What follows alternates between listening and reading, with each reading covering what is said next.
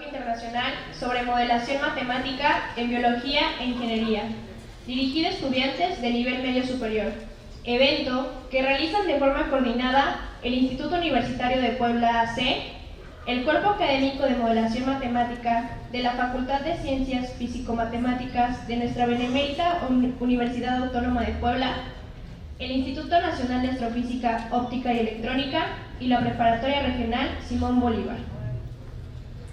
En el marco de actividades de la 23ª Feria de Matemáticas, el coloquio sobre modelación matemática en biología e ingeniería pretende que se dé a conocer la importancia de las matemáticas en estas áreas de vital importancia a nivel mundial y muy particularmente en nuestro país. El Grupo de Modelación Matemática de la Facultad de Ciencias Físico-Matemáticas en la UAP, que desarrolla investigación y aplicaciones en estas áreas y por ello, en colaboración con los organizadores de la feria, consideraron fundar y desarrollar este coloquio y en esta ocasión cohesionarlo con la tercera Escuela de Modelación Matemática y Computacional. El objetivo del coloquio es mostrar a la comunidad, muy particularmente la estudiantil de nivel bachillerato, el potencial de las matemáticas para la solución de problemas que, en principio, podría pensar que se encuentran alejados de ella. No se pretende que los jóvenes, al escuchar las diferentes pláticas, den un giro a sus planes de estudio profesional y estudien física o matemáticas, que de ser así serán bienvenidos a nuestra comunidad, sino más bien se pretende sembrar en sus pensamientos la idea de la importancia que la matemática y la física tienen, ya que permiten dar respuesta a problemas complicados e importantes debido a su carácter transversal. Por mencionar algunos de estos problemas: estudios en epidemiología, particularmente el dengue, estudios para detectar cáncer o daños en algunos órganos internos, nuevos protocolos para el diagnóstico y tratamiento de enfermedades, estudios para generar mecanismos de control en el sistema vestibular, estudios para determinar arritmias cardíacas, estudios para generar nuevos métodos tomográficos, estudios para determinar la calidad del petróleo, nuevas normas para la inspección y mantenimiento de tuberías de Pemex. Esperamos que con la realización de este coloquio se logre un acercamiento entre estudiantes, profesores e investigadores al trabajo en estas ramas de aplicación de la matemática. Damos la más cordial bienvenida a las autoridades que hoy nos acompañan.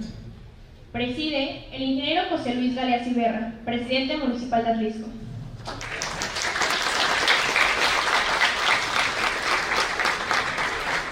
En representación de la doctora Marta Palomino Bando, directora de la Facultad de Ciencias Físico-Matemáticas de la UAP, la doctora María Araceli Juárez Ramírez, secretaria de la Facultad de Ciencias Físico-Matemáticas de la UAP.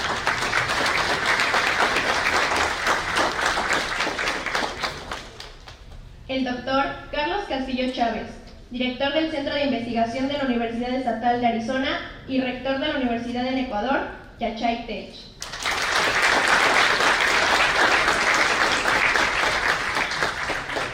El doctor Jesús Pérez Romero, miembro del Consejo Consultivo de la Sociedad Matemática Mexicana.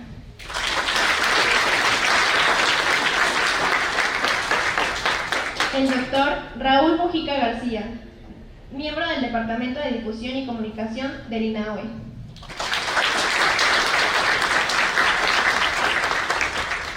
El doctor Andrés Fraguela Collar, coordinador del Cuerpo Académico de Ecuaciones Diferenciales y Modelación Matemática de la Facultad de Ciencias Físico-Matemáticas de la UAP.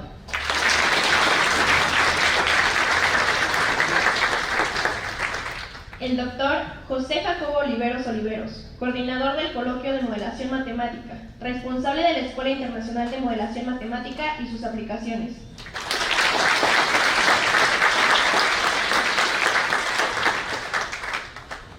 Y el maestro en Ciencias, José Antonio Robles Pérez, coordinador de la Feria de Matemáticas.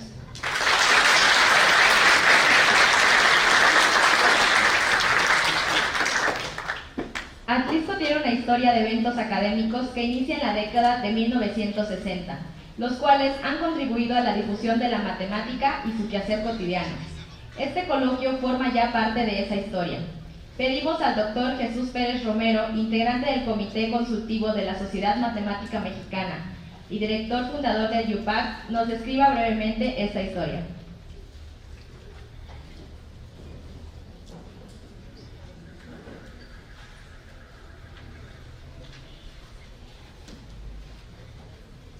Buenos días a todos.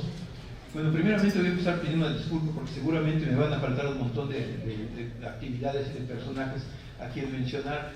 Efectivamente son varios años, son unos 50 y tantos años, y yo creo que sí convendría, voy a señalar las cosas más relevantes y voy a empezar diciendo lo siguiente. Miren, para valorar lo que se está haciendo en este momento, yo creo que es conveniente poder comparar lo que teníamos hace 50 y tantos años. Miren, la Escuela de Físico-Matemáticas, los que están actualmente ni siquiera se imaginan lo que era. Era un cuarto en el edificio Carolina, y eso era la Facultad de Ciencias.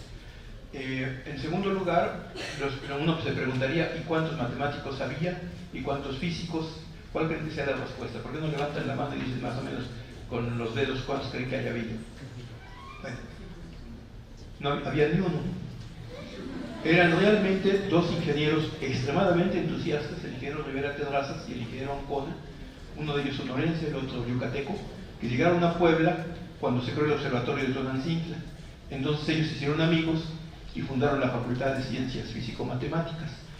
Ellos eran realmente aficionados, pero con un entusiasmo enorme que eran capaces de transmitirlo, y realmente en ningún momento debe hablar en forma de meritoria de su trabajo. Al contrario, realmente gracias al trabajo de ellos salieron las primeras generaciones de matemáticos y de físicos que hubo en Puebla. Una segunda época se puede mencionar al doctor Virgilio Beltrán, a Arnulfo Morales, a Luz Leicó, bueno, varias gentes que fueron alumnos de ellos, salieron al extranjero a doctorar y regresaron a Puebla. Esa fue una segunda etapa, una segunda década de trabajo. Después, esa década también tuvo un fin trágico. ¿Cuál creen que fue? La ciudad poblana no asimiló el valor que tenía haber logrado traer a esa gente y destruyeron hasta físicamente la escuela. Llegaron un grupo de alumnos de otras facultades, asaltaron la escuela, quemaron los trabajos de investigación, quemaron las publicaciones. Eso pasaba en Puebla en 1966, cuando ya estaban en otros países, bueno, la invasión espacial en los Estados Unidos y la Unión Soviética, en fin. Era la era de la ciencia y Puebla estaba casi como en la Edad Media. Atlisco, bueno, estaba todavía un poquito peor porque estaba más cerca de la provincia. Acá en Atlisco empezó en 1958 una actividad con la creación de la primera preparatoria.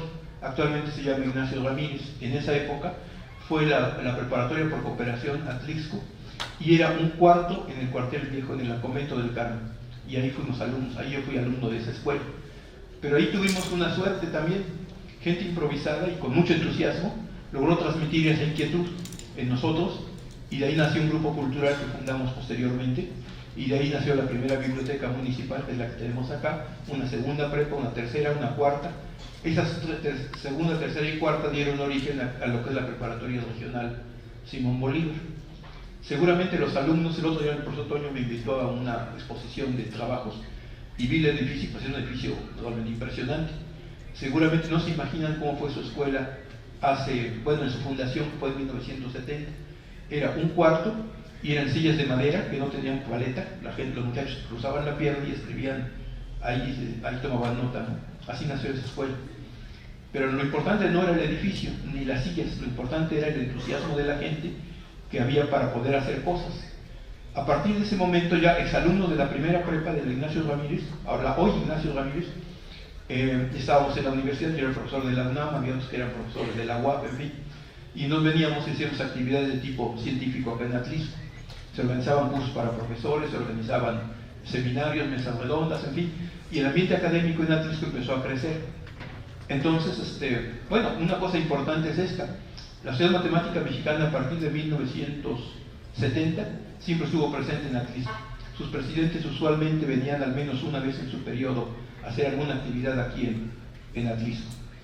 De eso generó generaciones nuevas ahora de atlisquenses.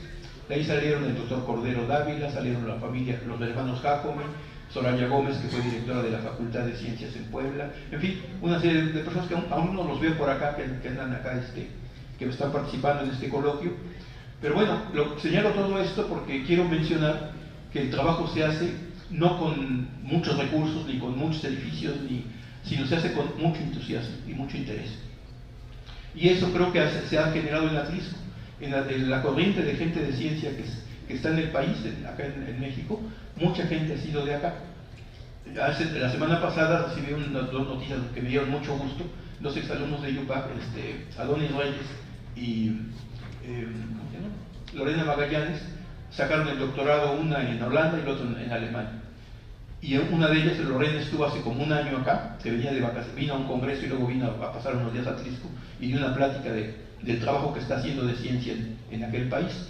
Bueno, todo ese tipo de cosas que genera, pues genera lo que se llama ambiente matemático, ambiente científico. Y en ese aspecto yo creo que aquí cabría una petición que se la hago al ingeniero Galeazzi, que yo creo que es una persona sensible, ha sido muy sensible en muchas cosas, pues que apoyemos para que el trabajo de Atlisco se vaya consolidando, que esa corriente de ciencia que hay acá en el lugar, pues se siga reforzando. Agradezco aquí a varias instituciones que han apoyado en esto. Una es el INAOE, está el doctor Raúl, que ha apoyado mucho.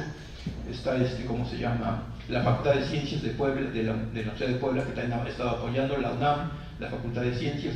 En fin, son instituciones que han logrado generar algo acá, pero que no es permanente todavía. Lo deseable está en que tengamos una planta de gente que haga ciencia, que ya sea permanente en el lugar, y que seamos capaces de poder resolver problemas que son propios del lugar. En ese aspecto a mí me parece muy importante el evento que se realiza ahora.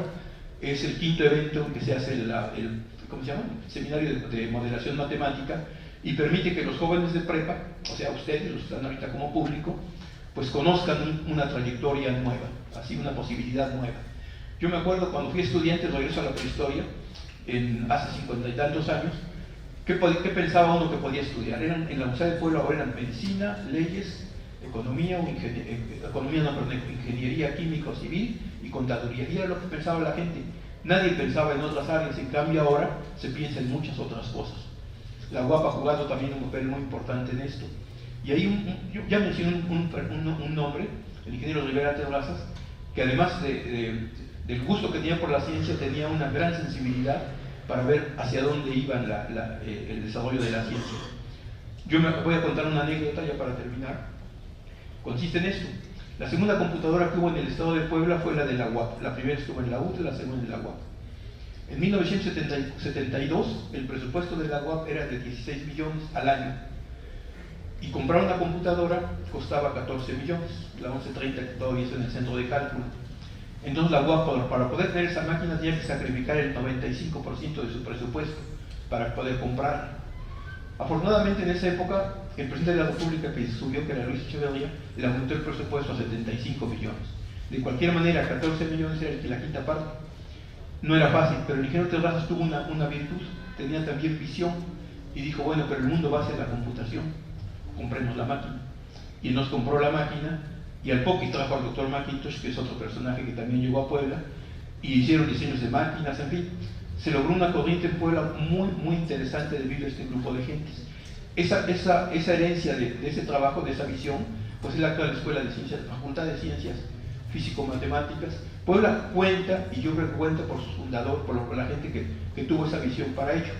En Atlisco pasa algo equivalente, también ha habido una trayectoria, y estas ferias de matemáticas, ¿cómo se llama?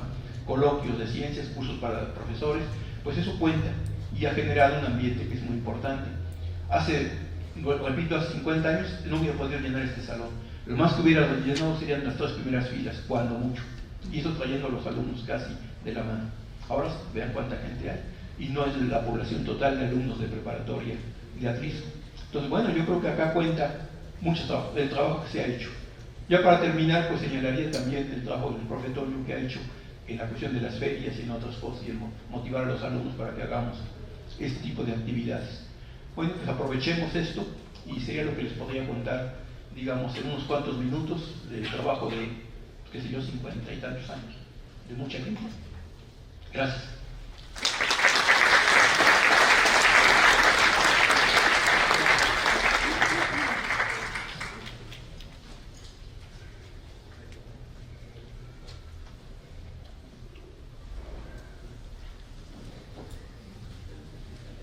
Reconociendo una trayectoria académica y de aportaciones científicas de quienes desde aulas, cubículos o laboratorios han contribuido en fortalecer ese campo con dinámica constante llamado ciencia, es con lo que damos inicio a este coloquio. El honorable ayuntamiento, presidido por el ingeniero José Luis Galeazzi Berra, hace entrega de la cédula real de nuestra ciudad a 3 visitantes distinguidos: al doctor Carlos Castillo Chávez,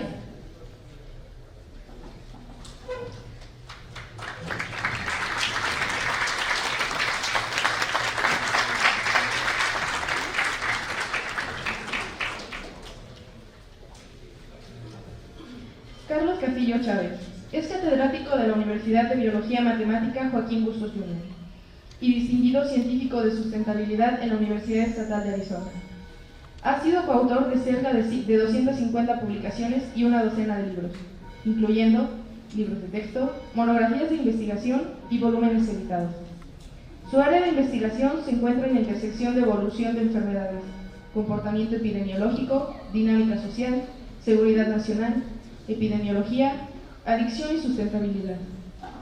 Castillo Chávez nació en la Ciudad de México y emigró a los Estados Unidos en 1974. Obtuvo los grados de licenciatura, maestría y doctorado en 3 universidades distintas: la Universidad de Wisconsin, Stevens Point, Midway y Madison, respectivamente. En 1997 obtuvo el rango de profesor titular en la Universidad Cornell antes de ir a la Universidad Estatal de Arizona. En 2004, a través de sus 30 años en el ámbito académico, él ha asesorado a 25 estudiantes de postdoctorado y 42 estudiantes de doctorado, incluyendo 20 mujeres, 26 grupos americanos de minorías y 7 de Latinoamérica. Asimismo, ha sido coasesor de investigación de cerca de 500 estudiantes de licenciatura. Su trabajo ha sido reconocido con 3 premios de la Casa Blanca en los años de 1992, 1997 y 2011.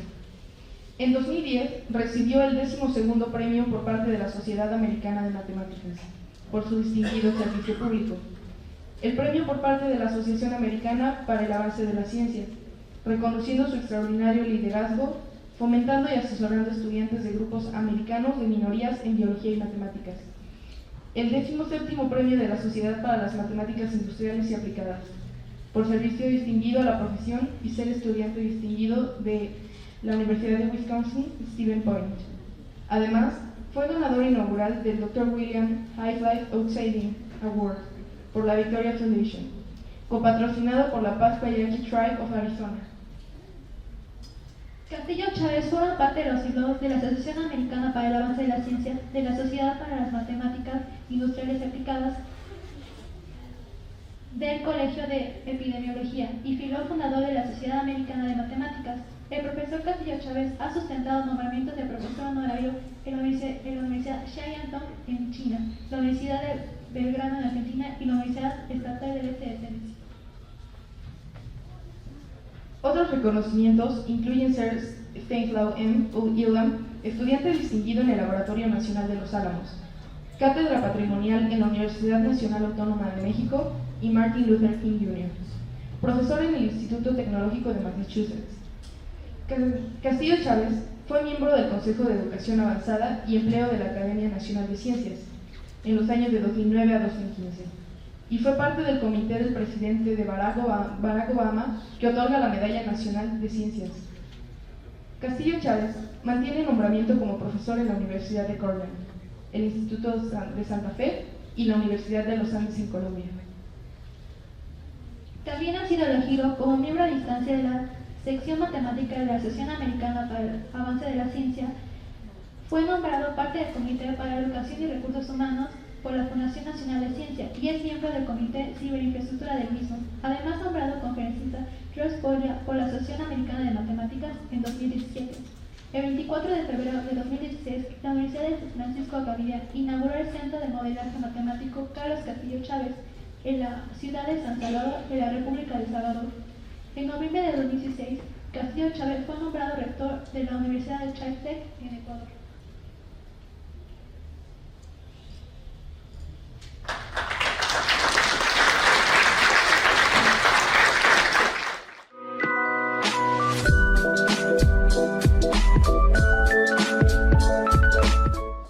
A continuación, la conferencia del doctor Carlos Castillo Chávez, que se requiere para hacer mi trayectoria de rebelde, trabajador, estudiante, profesor, científico, mentor científico, activista y rector.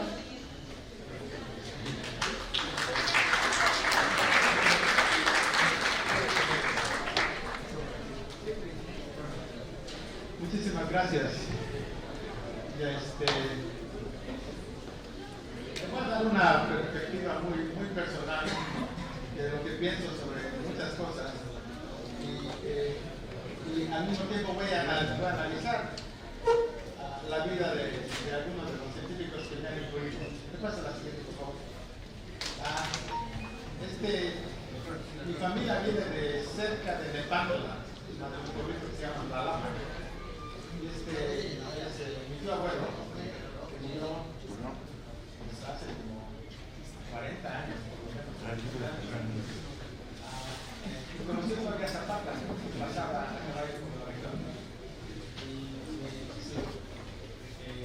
Mi abuelo fue su hermano mayor, y él murió cuando yo tenía como 10 años, y se fue a México durante la Revolución Mexicana, precisamente para poder sobrevivir, porque no había que comer en muchos lugares.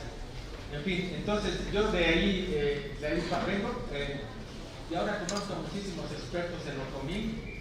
Sé que hay muchísimas lenguas del otomí, sé que hay un centro en Oaxaca que se especializa en eso y que escriben libros en otomí, y ha sido un proyecto de 50 años que ha sido hecho por la Universidad de Florida en combinación con una persona otomí que maneja este centro en Oaxaca, y ha sido algo extraordinario aprender tanto de escritura. Mi abuelo hablaba otomí, así que probablemente es coincidencia, pero es algo que se ha perdido muchísimo en México.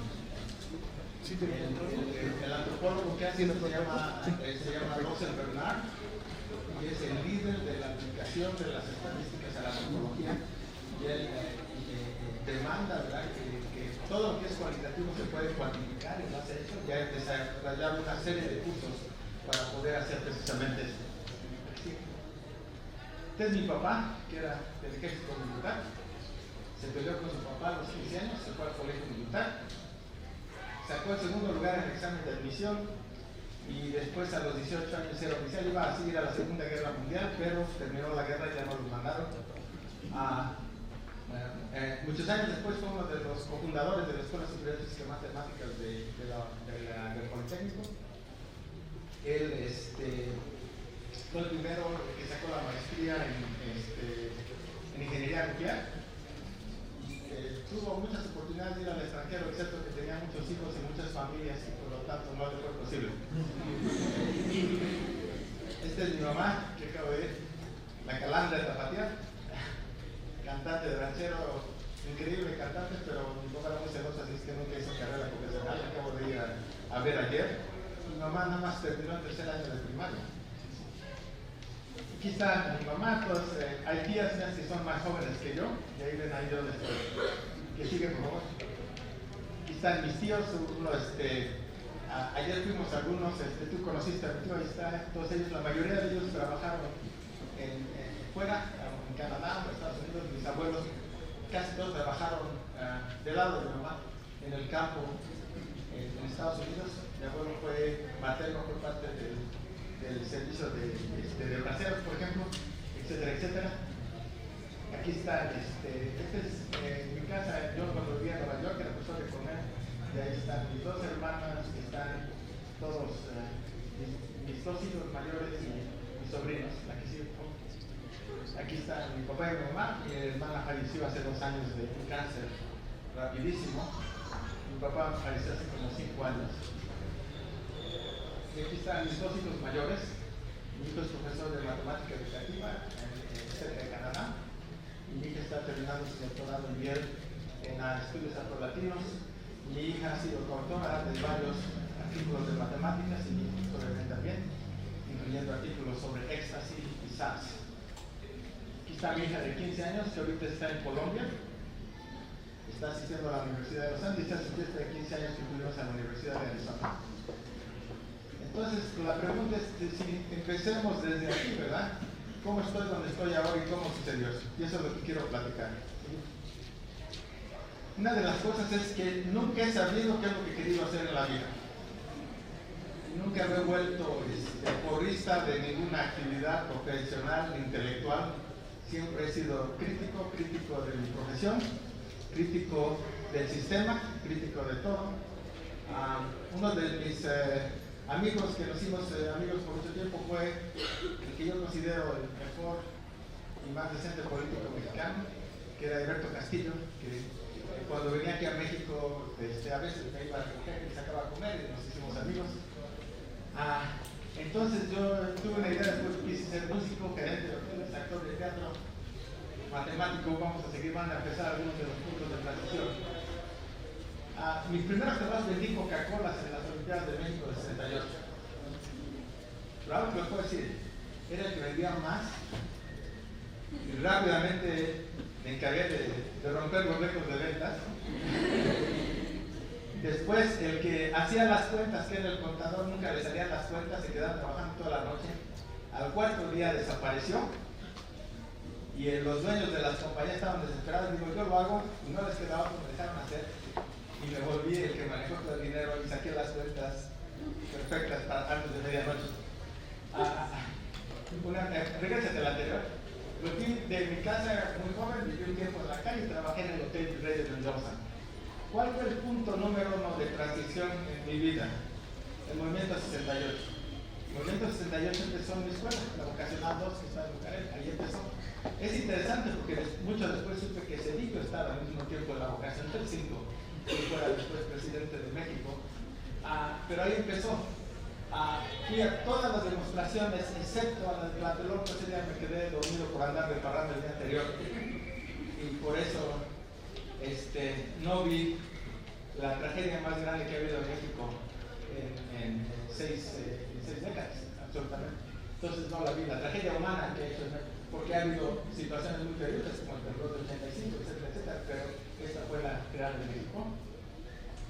Entonces, a raíz de eso, perdí mucho interés en la escuela. Dije, aquí en México no se va a poder hacer nada. Porque yo hasta el momento no veía el peligro de las demostraciones que hubo en México. La gente no pedía un cambio radical. En Ecuador, por ejemplo, si hubiera pasado esto, los grupos indígenas hubieran ido a quemar el Palacio Nacional y hubieran sacado a todo el mundo de ahí. Así son los grupos indígenas en Ecuador. México eran unas demostraciones inmensas, pacíficas, y lo que pedían es un poco de apertura democrática. Eso era como yo lo entendía. Entonces nunca pude entender la sobrereacción del gobierno de México en aquel tiempo. A raíz de eso me involucré en el teatro. Me fui a teatro y me metí después al Instituto Nacional de Bellas Artes. Tratamos de poner varias obras de teatro, incluyendo de Emilio Carballido. Aquí estaba hablando con el profesor, estamos hablando de que él conoció a Emilio Carballido porque vino varias veces aquí a Clisco. Y algunas de las obras de teatro no nos las dejaron poner, como una se llamaba Silencio, Pollos, Pelones, Sales, Van, Echar su maíz, no nos las dejaron poner el gobierno de México. Que sigue, por favor. En 1974 llegué a Estados Unidos siguiendo a una muchacha. Siempre he sido muy enamorado. Entonces me fui para allá. Y luego trabajé en una fábrica de quesos en Wisconsin. Era lo que se llama manejar unos bloques de queso. Les quitaba el papel, les quitaba el molde ahí, los cortaba en rebanadas y los pasaba. Y así lo hacía una y otra vez. Y si han visto esta película de Charles Chaplin, si no la han visto, vean la que se llama Tiempos Modernos. ¿Sí la han visto? Okay. Así me sentía y luego estaba así, volví a ver, nada más habían pasado 10 malditos minutos. Y así me la pasé mucho tiempo porque estaba atrás, pero lo que me sorprendía más es que había gente que había estado haciendo eso por 30 años, por 40 años, y que no faltaban al trabajo un solo día, porque habían tomado ciertas decisiones en su vida, como casarse, mantener a sus hijos. Es una de las cosas que se me hace desde entonces más increíble a mí, es estudiantes que digan, tuve un semestre muy duro, necesito descansar. O termina la carrera y voy a tomar un año porque he trabajado mucho. Yo estoy de acuerdo que tomen un año libre si se van a trabajar en una fábrica por un año y regresan a la universidad como en 10 minutos, se los garantizo. Todo lo que tienen que ver es a sus papás. Cuando trabajan, a sus papás de repente dicen, bueno, no voy a ir esta semana o no voy a hacer esto. Nada, siempre están ahí. Y estas personas estaban trabajando en las fábricas, no faltaban, les daban tiempo extra y se ponían contentos, porque había que pagar la renta, había que pagar la luz, había que pagar esto. Es un sentido de responsabilidad alto. Los jóvenes ahora cuando tienen vacaciones lo que deben echar es ponerse súper contentos, porque esta es la oportunidad para leer todos los libros que quería leer, para leer todos los artículos que quería hacer. Y si no lo están haciendo así, se los garantizo, no van a llegar a nada, absolutamente nada. Ahora, lo tienen que hacer desde los 5 o 6 años. Si empiezan mañana, tienen un gran futuro. Si lo posponen 5 años más, ya se les acabó el futuro. tienen que ser una disciplina constante y no pensar que los periodos donde no hay clases son los periodos mejores de la vida, porque es cuando pueden aprender cosas que valen la pena y no los que les obligan a aprender en las universidades, ¿okay? Como 18 métodos de integración. Todavía no entiendo por qué. ¿Okay? Y que resolución de ecuaciones diferenciales, que el método 17, el método 25, ese es matemáticas del siglo XIX, estamos enseñando del siglo XXI, utilizando los libros del siglo XVIII probablemente, o muy parecidos. Y siempre les dice, es que la parte interesante está en el último capítulo, y nunca llegamos al último capítulo. Yo cuando enseñaba las clases con Boyce y Prima con él, yo dije lo primero, digo, yo no voy a enseñar esto, yo me desmayo tratando de enseñar 18 métodos de integración, y no, yo soy ni loco. Y luego leo la introducción, no, lo interesante es el último capítulo, ¿cuál es el último capítulo? Bueno, hay algo más interesante. Entonces la clase que daban con él, que antes de que yo la diera la daba Strogatz, que es uno de los expositores más grandes que hay en Estados Unidos, pero que seguía el mismo nivel, yo la cambié y empezaba en el último capítulo. Y de ahí empezaba a hablar de sistemas no lineales y por qué, y sobre todo hablaba del sexo que les encanta a los estudiantes. Metía modelos de esto. Bueno, mi clase empezó con 25, después no cabía. Y a los años pasados nunca se volvió de las clases más populares que había en la universidad con él. Y eran clases de ingeniería y nunca les hablé de ingeniería. De los ingenieros llenos. Eran 9 semanas de ecuaciones diferenciales. Y después teníamos que dar 5 de estadística. También mi colega Stogas utilizaba el Shams de estadística, yo odio los Shams, francamente. Y dije, no, esto de que la prueba F, y la prueba este, y la prueba el otro, y ya me enteré que muchos de ustedes no aprenden estadística, es el peor error que puede haber en una escuela que no les enseñe estadística. Si son médicos, lo número uno que deben de aprender es estadística. Tienen que aprender la importancia de las dosis, la importancia de cuál es la relación del peso, a cuánto le debes dar a un paciente. Tienen que aprender también cosas sobre biología evolutiva, la evolución de la resistencia. O sea, lo más importante que tienen que aprender es estadística y biología evolutiva. Son médicos, tienen que aprender eso. Métodos cuantitativos. ¿Okay? Modelos, ¿para qué van a aprender? Después hablamos de eso, pero ese es un proceso. Modelos dinámicos es un proceso diferente. Pero lo principal, deben de aprender matemáticas en contexto. Deben aprender matemáticas que ustedes entiendan por qué la están utilizando. No hay libro de cálculo que dice, y ahora una aplicación en economía y te pone una cajita de color rojo, verde y azul. La bandera de México. Y dice, ¿y a poco es la economía? Y te pone la curva de la demanda, y te pone la otra curva, y le preguntas al maestro, y el maestro no sabe economía porque la mayoría de los matemáticos, inclusive, no sabemos cuando mucho, muy poquito de matemáticas, presumimos mucho, pero sabemos muy poquito, muy poquito. Entonces la regla número 1 del profesorado del siglo XXI, del profesorado de izquierda, del profesorado liberal, del profesorado que está en contra del neoliberalismo, que no puedo decir esa palabra, acá mucho, es que tenemos que ser humildes y reconocer lo que Sócrates nos enseñó hace mucho tiempo. ¿Verdad? ¿Qué dijo Sócrates? Exactamente. Y entre más preguntas tenemos, que sabemos menos. Entonces eso es muy importante. Y la proporción del conocimiento que tomamos se va hacia cero, pero rapidísimo. Y es muy importante que tengamos eso y que tengamos respeto por todas las profesiones, que tengamos respeto por lo que hacen los doctores, no simplifiquemos lo que hacen los biólogos, no simplifiquemos lo que hace nadie. Todas son carreras muy difíciles. ¿Cuál es el lugar de las matemáticas? Es un lugar importante, pero hay muchas cosas que son importantes. ¿Y qué es lo que tienen que hacer ustedes? Decidir. Lo que es muy importante, crítico importante, es que el científico, el médico del siglo XXI, ¿ya? Tiene que ser una persona que está entrenada cuantitativamente. Cuantitativamente. Una persona que entiende y puede utilizar métodos cuantitativos. ¿Cuáles son los métodos cuantitativos? Pues son la estadística, es uno de ellos, puede ser algo de cálculo, algo de modelos, algo de sistemas dinámicos. Ese es el científico del siglo XXI. Algunos de ustedes, ¿verdad?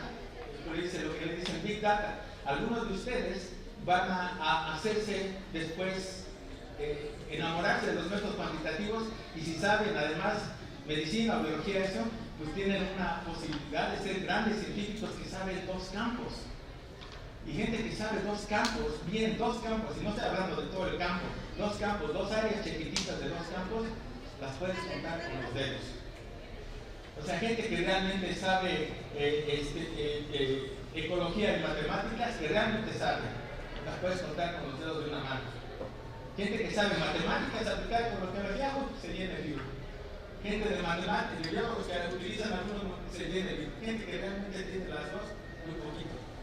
Porque lo fundamental de la ciencia no es decir, estoy haciendo una aplicación en esto, sino que tengo una pregunta fundamental de la vida. Lo estaban entrevistando ahí como 50 veces, todos hicieron las mismas preguntas. Me parecía algo como prefabricado, pero traté de dar respuestas diferentes. Entonces alguien me dijo, ¿cuál es el futuro de las neurociencias? Algo por el estilo. Bueno, yo nunca empiezo ahí, nunca, porque número uno es poquitísimo de la neurociencia. Pero número uno, cuando tenía estudiantes, los estudiantes me dijeron, Carlos, queremos estudiar cuál es el impacto del alcohol en el cerebro. De ahí parten los científicos, ¿no? De toda esta área inmensa de esa pregunta. Y después se redujo a eso, ¿cuál puede ser el impacto del alcohol en el disparar de una neurona? Ahora, ¿qué pasa si queremos modelar millones y millones de neuronas? Pues lo mismo que pasó en genética.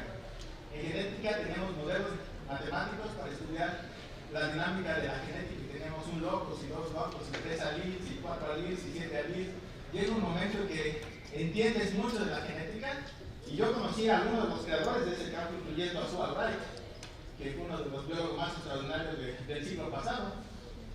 Y sabe uno, pero llega un momento en que eso ya no nos sirve para contestar ciertas preguntas. Entonces viene lo que se llama genética cuantitativa.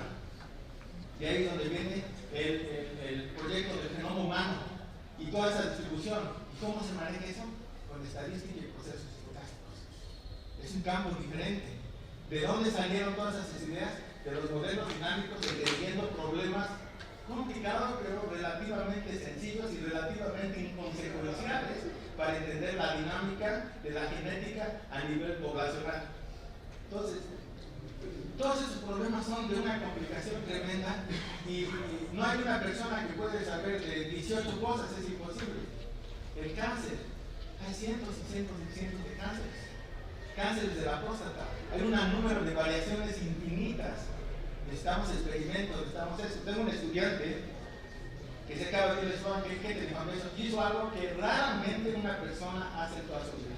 Él se llama Diego Chávez, que es de Colima, y hizo una pregunta que está un poco complicada de explicar los detalles, pero es una pregunta muy importante. Escribió un modelo para esa pregunta y hizo una predicción. Y les llamó tanto la atención que hicieron el experimento y resultó ser verdadero. Ni él sabía eso, nadie sabía eso. Eso te pasa una vez en la vida. Entonces, muchas de las cosas que hacemos como científicos es trabajo de grupo, trabajo de colaboración, respetando a las otras profesiones, a las otras áreas de investigación, reconociendo que el biólogo sabe realmente de biología, o tal vez una área de biología, la ecología, la entomología, lo que sea, que yo sé algo de matemáticas y que gente que sabe las dos cosas es contada y que es un proyecto de vida conocer las dos cosas. Yo conozco matemáticos muy famosos que se han pasado 10 años en laboratorios de neurociencias, 10 años antes de escribir su primer artículo. Han ido semana tras semana por 10 años para entender los experimentos que hacen en langostas antes de escribir su primer trabajo de eso. ¿Por qué? Porque podían haber escrito ecuaciones, sí, pero querían realmente contribuir a algo diferente. Ahora, si yo tengo muchos estudiantes de pregrado, los mandaría a dos laboratorios, ¿verdad? Y sí, no nos vamos a esperar 10 años para que escriban, los haría que escribieran algo, que estudiaran la literatura, que hicieran un mini modelo, que hicieran caricaturas, para que vieran cuál es la utilización de las matemáticas para entender, ¿verdad?, los experimentos que se hacen sobre las langostas y cosas de eso. Pero si quiero contribuir a la ciencia, es un problema muy largo y complicado. Ahora, entonces trabajé en la fábrica, después me fui a estudiar literatura y siempre estuve enamorado de las matemáticas puras, así es que estudié, sobre todo estudié conjuntos y lógica matemática. Entonces, en un tiempo me la pasaba en la biblioteca realmente leyendo los trabajos de Sierpinski, Androsán y muchos otros sobre teoría de conjuntos que todavía los guardo porque son unas construcciones utilizando conjuntos de Cantor, bueno, una de las cosas más bonitas que estudié en mi vida, y era para mí algo fascinante leer eso, y ese es el tipo de matemáticas que se hacen por hacer matemáticas, así como a alguien le gusta jugar ajedrez. Entonces me metí por eso, y entonces tuve varios trabajos, incluyendo la cafetería de lavaplatos, etcétera, etcétera, y llegó el tiempo de graduarme, y me mandan un recibo, porque hasta las escuelas públicas tienes que pagar. Aquí también pagan, los que van a la Universidad del Mérito Autónoma de Puebla, si no les con la colegiatura quiere decir que alguien se las está pagando, ¿no? ¿Cuántos creen ustedes que van a la universidad gratuitamente? Todos los de izquierda levanten la mano. Ninguno, ¿verdad? Van por los impuestos del pueblo mexicano, menos lo que se roban. Entonces, bueno, pero van por eso. Entonces, si alguien recibe un salario mínimo más bajo, si alguien tiene menos escuelas y los profesores de primaria ganan menos, es porque ustedes van a la universidad. No hay universidad gratuita, al menos que los profesores aquí no cobren, ¿verdad? Y que los empleados no cobren, ¿no? Es un sacrificio del pueblo mexicano para que ustedes puedan ir a la escuela, y eso es bien importante declarar. Cuando se habla de la universidad gratuita, es bueno que paguen los pobres, y eso hay que recordarlo, y eso no se le debe olvidar, porque por eso lo que tienen que ustedes hacer por su comunidad, así como los que han regresado a Cristo para trabajar, es precisamente porque hay ese reconocimiento que si salís al extranjero, que si estudiaste, hay que hacer algo por tu comunidad. Entonces es importante. Entonces me faltaban $450, pedí un préstamo, no me lo quisieron dar, y entonces ya accidentalmente me encuentro al presidente de la universidad, que viajaba mucho a China, había ido hace unos años anteriores con Nixon y todo eso, y nadie le ponía atención porque siempre estaba viajando. Me lo encuentro y le hablo, yo creo que hace mucho que no hablaba con un estudiante, se puso a platicar conmigo, y me lleva a su oficina, yo feliz ahí, el rector, me escribe su nombre en chino, me platica todo lo que pasó en China y lo escuchando. Ya como después de media hora de contar todas sus historias, me dice, bueno, ¿y tú qué quieres? Y digo, me faltan $450 para graduarme. Ya le había caído bien, ¿quién me había contado media hora contar la misma historia? Sí. Entonces habla y le dice, no, ya nos tiene cansado Carlos, ven aquí todo el tiempo, ya le dijimos que no. Dice, está hablando el rector, escribe las cartas necesarias, dale $450 y se vuelve. Y me gradué por el rector. Después me hicieron estudiante especial de la Universidad de Wisconsin, me mandó una carta muy bonita porque le recordé eso. Me pasa la que sí. En la universidad me dediqué a aprender más sobre lo que ser latinoamericano. Entonces estudié literatura, García Márquez, Carlos Fuentes. Después me hice muy amigo de Carlos Fuentes por mucho tiempo cuando estuve en Cornell, porque su tenía VIH, y se murió. Y entonces aprendí mucho sobre de ese tipo, también Octavio Paz, muchas de las cosas que no he leído, Carlos Monsiváis, a muchos de ellos lo llegué a conocí hasta Borges cuando pasó por los Estados Unidos. Y también, en fin, autosostenidad la que sigue, y saqué mi carrera en literatura, me iba a estudiar literatura, me dijeron vete a estudiar matemáticas, y me fui a matemáticas, pero no tenía muchas clases de matemáticas. Entonces apliqué a la Universidad de Wisconsin, Milwaukee, fue la única que me aceptó, todas las demás me rechazaron, así es que ya me aceptó. Y ahí fue donde pasé, estaba haciendo mi doctorado en teoría de conjuntos, y llegó un momento, él estaba trabajando con el profesor más famoso de la universidad, y el profesor que no le hablaba a nadie, nada más iba los martes y jueves, daba su clase, se iba, si quería uno hablar tenía uno que hacer una cita. El tipo de profesor que, o sea, los profesores deben estar en su oficina, deben tener horas de oficina, deben de ver a los estudiantes, deben de hacer investigaciones, deben de hacer clases de pregrado. Pues el pueblo que les da la colegiatura gratis es el pueblo que les paga a esos profesores también, y no nos pagan para que seamos Goya o que seamos unos pintores famosos. Todo el mundo pensamos matemáticos, es como somos los pintores, es muy poquitos hay de eso. Si ganas el Pils Medal o si ganas así, también que te paguen porque hagas lo que quieras. Pero la mayoría de nosotros tenemos que trabajar con estudiantes de pregrado. Si queremos entender el país, tenemos que trabajar con ustedes, ponerlos a hacer investigación desde que entran a la universidad. Todo eso es fundamental si queremos cambiar la universidad. Tenemos que escuchar sus intereses y tenemos que cambiar de lo que aprendemos de ustedes. Entonces, ese profesor de repente me dijo, porque era ya mi consejero, dice, bueno, mi mejor estudiante va a venir a Milwaukee a dar una plática. Y sí, yo le había leído su tesis, una tesis impresionante, casi de 400 páginas de matemáticas, donde probó una serie de teoremas sobre funciones arbitrarias, se llama Ambiguous Poisson Function, se llama Paul Hopkins, un maestro increíble. Y me dice, ven a comer. Entonces fuimos, yo fui el estudiante y me dice, escoge un restaurante. Entonces escogí un restaurante en la zona sur de Milwaukee, un restaurante mexicano, que era bueno porque el cocinero no era de México, era de la India. Los hombres en México no cocinan, entonces que no me arriesgo. Entonces estoy ahí, estoy hablando ahí con ellos, están hablando los tres profesores y el visitante, mi consejero y yo pues no digo nada, estoy impresionado. Y ya casi nos íbamos, dice el profesor de Milwaukee, dice, ¿ya vieron esta circular que pasó en la universidad? Dice, ¿qué? Dice, bueno, en esta circular dice que hay que hacer lo posible para ayudar a los negros, a los hispanos, nos decían en aquella época, todos los nombres cambian. Trump nos llama un poquito más feo, a los hispanos y a los indios americanos, y la gente puede no entender por qué. Dice, es interesante, dice el profesor, dice que no mencionan a los asiáticos. Y dice, ¿saben por qué no mencionan a los asiáticos? Y dice, nosotros no sabían para dónde iba. Dice, porque los asiáticos todo lo pueden hacer, ellos solos no necesitan que les ayuden. Entonces, todos los profesores muy molestos. Yo realmente, la única vez en mi vida que no he explotado en una situación así, me fui a la casa llorando y al otro día llegó el forma de cambio de consejero. Y ya iba a tomar mis qualifiers, mis generales, en una semana. Y me dice, no, que no se sabe de lo que voy a. Y varios profesores, no, claro, es un aspirante extraordinario. No me sabes cómo. Y era el profesor más importante. Y me salí de la universidad. Y me fui a trabajar. Fui a trabajar en un banco en la noche y a otro lugar. Y eso fue lo que pasé. Entonces, ya después de un mes o 2 meses, pues no voy a solicitar otra escuela de graduados. Y solicito escuela de graduados. Y todas las escuelas que solicito me ofrecen becas, me ofrecen el mundo porque me voy a estudiar. Pero siempre estuve enamorado de la Universidad de Wisconsin, sobre todo de Walter Rubin.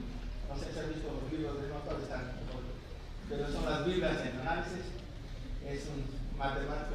Y no solamente fue Wisconsin, pero encontré un montón de profesores, pero era uno de los departamentos con la colección de profesores más impresionante que yo no me di cuenta hasta después, el número de gente que ganó premios de la Academia Nacional de Ciencias, que era absolutamente impresionante. Y todos ellos nos volvimos amigos personales, incluyendo Walter Rubin, que cuando yo iba a Wisconsin me iba, que me insistía que me quedara en su casa. Nos vamos a decir. Entonces fui a Wisconsin, entonces llego a Wisconsin y me da un profesor, había uno que se llamaba el Army Research Center, que era del ejército, que le daba dinero al ejército. En aquel tiempo pensé que hacían trabajo militar, lo cual no es cierto. El ejército trae rusos chinos y les da dinero para que hagan investigación para basar su conocimiento. Ahora no les platican de qué aplicaciones pueden hacer con esa investigación, eso ya es otra cosa, pero les dan dinero a todo el mundo. Entonces no, yo no voy a trabajar con ningún profesor que trabaje, que son casi todos, que no trabajan ahí, pero que tenían asociación. Entonces me encontré un profesor que se llamaba Fred Brower. Hablé con él y le digo, oye, Fred, ¿qué está haciendo? Dice, no, cosas de relacionadas a la biología, a las matemáticas. Le digo, ¿me puedes dar algo en matemáticas? Algo que yo ya cambié en mi programa. Pero me das un problema. Ahora ya no me gusta con los estudiantes, me gusta que los estudiantes me digan qué problemas quieren hacer. Entonces me das un problema. Ok. Me dice, bueno, o algo para leer letras. Me dio un libro ahí de Robert May. Hay unas matemáticas. Ok, ya lo leí, me das otro, sí me dio otro ahí. Y luego le digo, bueno, ahora sí ya no hay un problema. Ni los había leído con cuidado.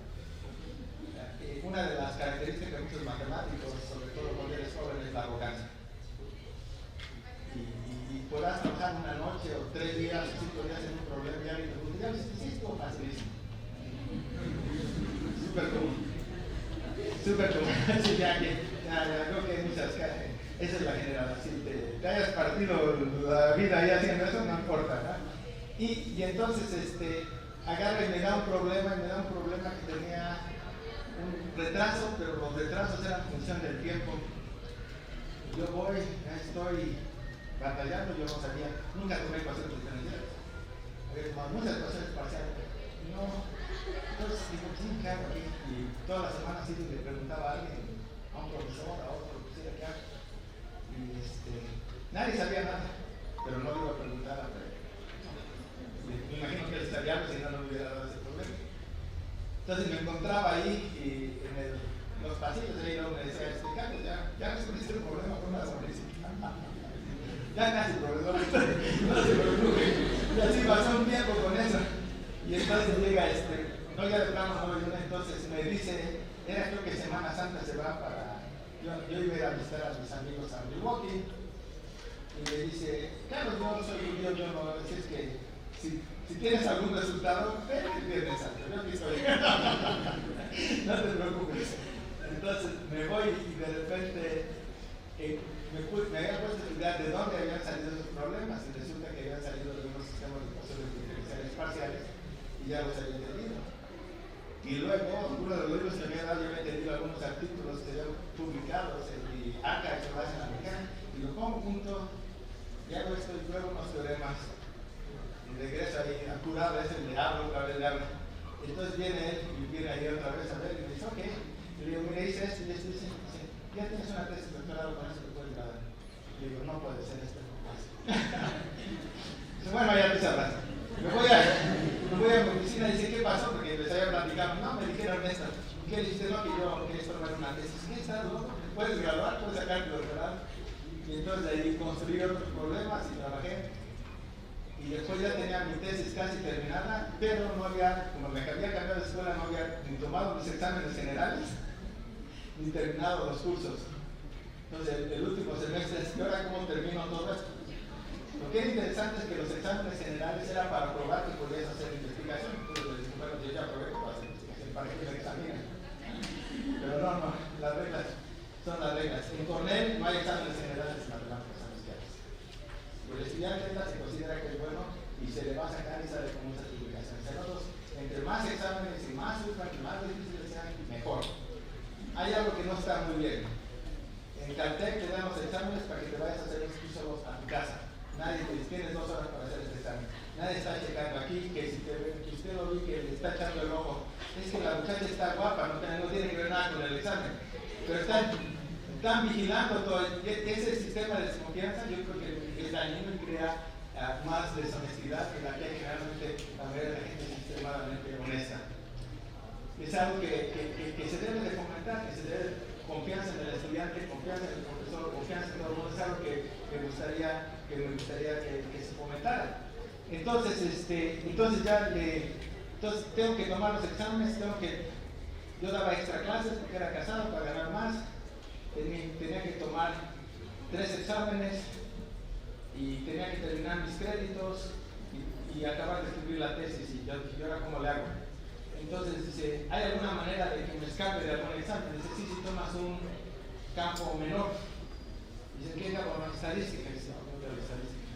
Después fui jefe del departamento de estadística, creador de la escuela de estadística, nunca me gustó la estadística, pero es fundamental. Ok. Dice, entonces hay un campo distribuido. Okay, ¿qué es eso? Tomas 2 en, digamos, estadística y 2 en otra área.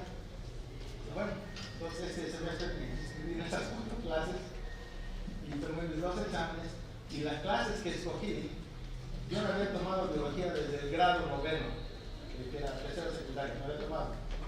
Entonces tenía una clase que se llama ¿cómo se llama? Theoretical Planning, Ecología Teórica de las Plantas. La tomé y era una carrera que el doctorado empieza con los niveles 500, 600, 700, 800, era una clase de nivel 800. ¿Cómo escogí la clase? Fui a ver clase, busqué todos los días una universidad inmensa y esa era la única clase de biología que tenía algunas ecuaciones. Ya esto yo lo entiendo.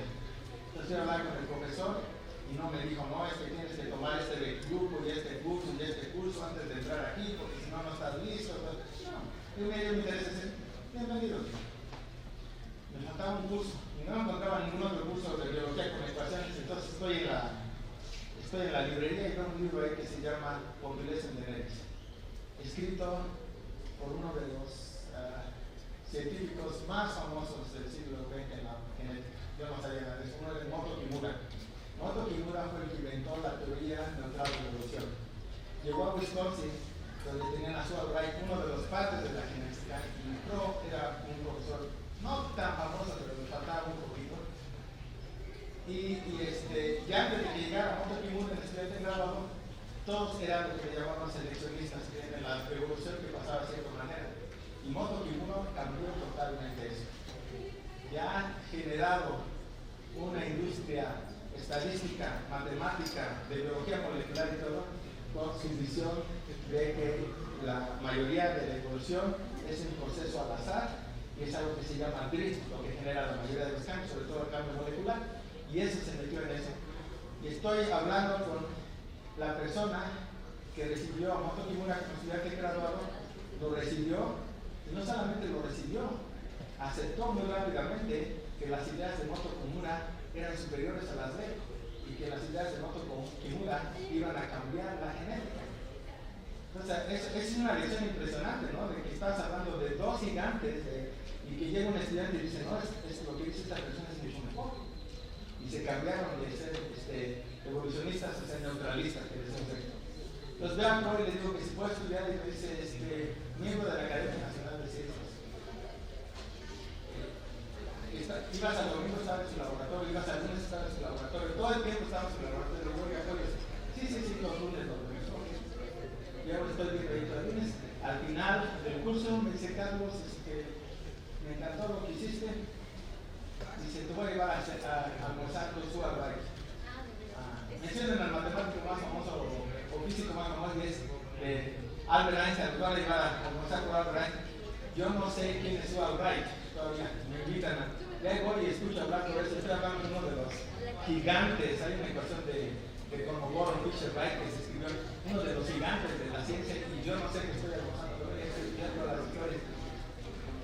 El haber interaccionado con él, más que cuando terminé mi doctorado, hubo opciones de que me fuera a ver, quiero hacer un postdoctorado en ecuaciones diferenciales parciales, que era como uno de los centros, o a Cornell a hacer biología, y el que tuvo la posición en Cornell, estoy seguro que fue James Rock, que ya falleció hace 2 años.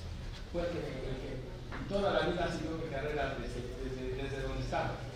Entonces seguimos a la que sigue. Entonces llegué a Cornell, hice un postdoctorado en biología, me cambié de campo a la base de biología y me pasé 3 años asistiendo 4 o 5 horas diarias a seminarios y todo de los más avanzados, discutiendo, cada que un visitante hablando con él, absorbiendo toda la biología que podía aprender. Todo. ¿Cuánto aprendí? Poquitito. Que es un mundo inmenso. Pero aprendí el lenguaje, aprendí lo que era importante, aprendí cómo comunicarme, aprendí a respetar a los biólogos, a respetar a la biología y a entender que las contribuciones que pudiera hacer dentro de las matemáticas podrían ser importantes, pero muy pequeñas. Yo no les iba a resolver los problemas ahí, pero me di muchas de esas cosas. Y ahí después me ofrecieron trabajo, me Cornell, que es extraño que tenga un postdoctorado, pero solo me ofrecieron trabajo en Cornell cuando Harvard me ofreció una posición. Casi cualquier lugar que solicité me ofreció trabajo ya de profesor. Entonces, me ofreció 2 posiciones diferentes. Y así pasó. Entonces, de ahí, eso algunas me dan paso. La que sigue, claro, de los trabajos, la que sigue, ¿cómo? Y después de ahí, entro de profesor, me doy cuenta de lo que es estar en una de las universidades más ricas del mundo, como son las universidades de Estados Unidos, donde tiene el mejor sistema universitario del mundo. Estaban preguntando, ¿por qué dice eso? Pregúntele al presidente de izquierda de Latinoamérica número 1, Rafael Correa. Las mejores universidades del mundo, Estados Unidos. La mejor, probablemente, tecnología, Alemania. El mejor sistema educativo, probablemente, Finlandia. Eso no cambia el sistema político de empezar. La pregunta es, ¿por qué lograron eso y nosotros no hemos logrado eso en 100 años? Esa es la pregunta.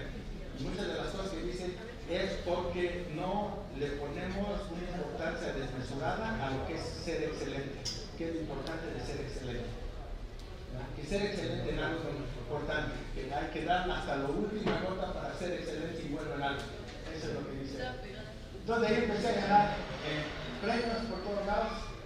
George Bush me dio $500,000, no para irme de vacaciones, sino para mi investigación. Contraté a un matemático mexicano ahí que su consejero murió, yo me encargué de él, Jorge Velázquez Verdes, que fue presidente de la Sociedad Matemática, entonces presidente de la Sociedad Matemática Mexicana. Ahí le di fondos de postdoctor por 3 años, el consejero era mi amigo, entonces me encargué de él.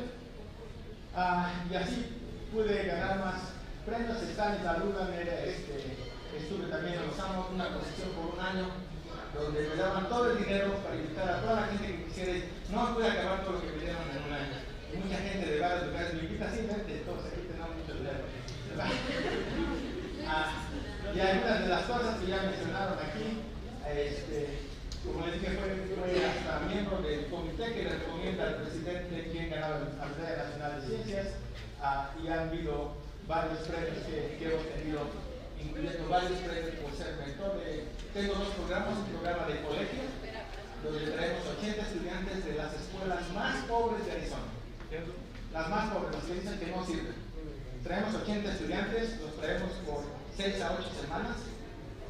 Viven en la universidad, ese programa cuesta un dineral, y los traigo desde que están en primero de secundaria, primero de prepa, segundo de prepa, tercero de prepa, y cuando terminan la prepa se van a la escuela casi que quieren. Hay como 18% que son niños americanos, hay como 45% que son latinos o hispanos, o la mayoría son de descendencia mexicana en Arizona, y hay nosotros que son negros, también hablamos de familias muy pobres que también lo recibimos, y asiáticos de familias muy pobres que también lo recibimos. Entre este programa que tengo de pregrado y de colegio, nos han dado 4 premios de la Casa Blanca. El primero fue en 96, 97, 2002 y 2011. Nos han conocido por esto. Vamos a que sigue. Ahora, yo no conozco a alguien que haya sido exitoso y no haya recibido mucha ayuda y apoyo sin haber enfrentado dificultades en el camino. O sea, la gente, algo que no me gusta del sistema mexicano, que dice yo lo hice solo. Falso. Totalmente falso. Nadie hace nada solo. Absolutamente nada solo. Entonces yo les voy a decir a algunas de las personas que me ayudaron y cómo me ayudaron. Vamos a ver la que sigue. Gilbert Walter. Él fue el que se aseguró de que no me retiraba de matemáticas después de mi problema en mi voz. Me vio como un hijo toda la vida. Entonces él me salvó de renunciar a las matemáticas. Fred Bravo es mi consejero. Hemos colaborado por más de 30 años, hemos escrito muchos artículos juntos. Un libro, ahorita está enojado porque no acabo el segundo libro. Ya hizo todo, lo va a hacer todo rápido, pero ha sido gran ayuda. Su papá era el algebrista más famoso del mundo en ese tiempo. Se llamaba Richard Brauer. Si ven su biografía, dice que hizo por lo menos 5 trabajos por el que hubiera dado el Fields Medal a cualquiera. Eso es algo impresionante. Ese fue Richard Brauer. ¿Qué sigue? Y Simon Levin, que acaba de ganar la Medalla Nacional de Ciencias el año pasado. Mi centro, yo soy increíblemente respetuoso de la gente que me ha ayudado, pero no de una manera de que Carlos Díaz, de que yo me cae, pero que ha sido crítico del primer artículo que escribí con él, me hizo revisarlo 29 veces. Y él me enseñó a escribir, a pensar, a encontrar las conexiones con la biología, a poner las matemáticas en una pena. Carlos, ¿quieres que alguien lea esto? Tiene que leerlo. ¿Para qué pones todas esas ecuaciones? En el momento que las vean no las van a leer. Y el que está interesado en ver cómo lo hiciste lo puede leer en un apéndice.